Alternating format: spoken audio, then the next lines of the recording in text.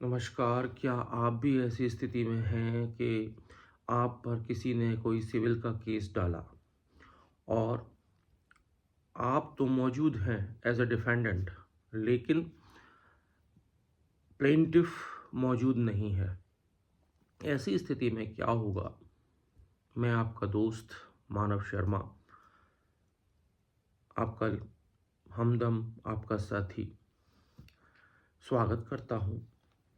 और ऐसी स्थिति में जब किसी ने आप पर केस डाला है और वादी, जिसे वादी कहते हैं, वो गायब है और आप केस में मौजूद हैं,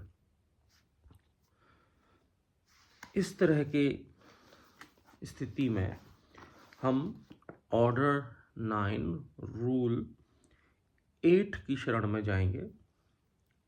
और सीपीसी क्या कहता है? Procedure where defendants only appears, वह प्रक्रिया जहां पर सिर्फ के प्रतिवादी मौजूद है, वादी नहीं आ रहा है।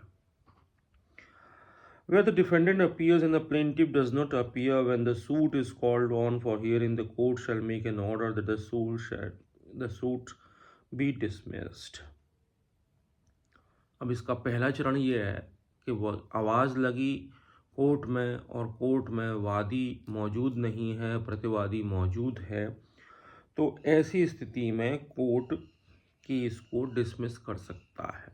अब आगे पढ़ते हैं और वहाँ से थोड़ा सा टफ है, पर उसे समझने की कोशिश करेंगे।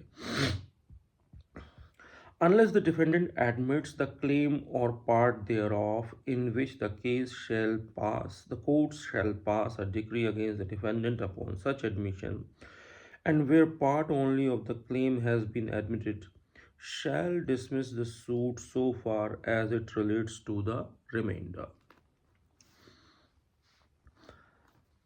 अगर डिफेंडेंट यानी कि आप उस केस में कुछ केस की स्थिति को मान लेते हैं कि हाँ जी, ये चीज़ इसकी सत्य है, ये चीज़ गलत है,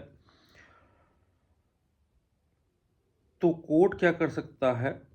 पास कर सकता है डिक्री, वो भी डिफेंडेंट के अगेंस्ट कि हाँ, इन्होंने इस चीज़ को मान लिया है। अगर आप इस बात को मान लेते हैं, where part only of the claim has been written, और जहाँ पर केस के कुछ हिस्से को मान लिया गया है, तो उसमें डिफेंडेंट के खिलाफ कोर्ट केस पास कर सकता है, कोर्ट डिक्री दे सकता है